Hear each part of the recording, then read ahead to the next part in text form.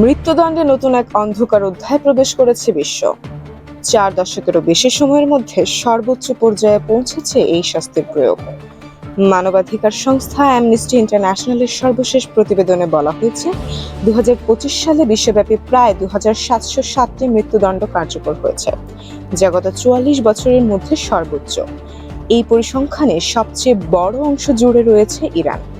একাই দেশটিতে 2159-এর বেশি মৃত্যুদণ্ড কার্যকর হয়েছে, যা আগের বছরের তুলনায় দ্বিগুণেরও বেশি। মোট মৃত্যুদণ্ডের প্রায় 80% ইরানে সংঘটিত হয়েছে।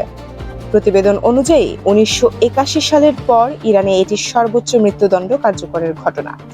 রাজনৈতিক নিয়ন্ত্রণ জোরদার করতে এই শাস্তির ব্যবহার বেড়েছে বলে উল্লেখ করা হয়েছে। মৃত্যুদণ্ডের বড় অংশই মাদক সংক্রান্ত মামলায় কার্যকর হয়েছে, যা আন্তর্জাতিক মানবাধিকার মানদণ্ডের সঙ্গে সাংঘর্ষিক হিসেবে বিবেচিত হচ্ছে। বিশ্বের অন্যান্য দেশেও মৃত্যুদণ্ড কার্যকর হয়েছে উল্লেখযোগ্য সংখ্যায়। সৌদি আরবে 356, ইয়েমেনে 51, যুক্তরাষ্ট্রে 47 এবং মিশরে 23 জনের মৃত্যুদণ্ড কার্যকর হয়েছে।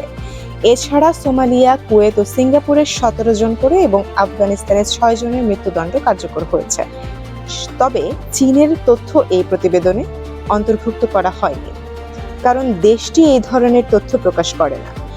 অ্যামনেস্টি ইন্টারন্যাশনাল জানায়, তারা দীর্ঘদিন ধরে মৃত্যুদণ্ডের সম্পূর্ণ বিলুপ্তির পক্ষে কাজ করছে এবং বিশ্বের অনেক দেশ ইতিমধ্যে এই পথ বেছে নিয়েছে।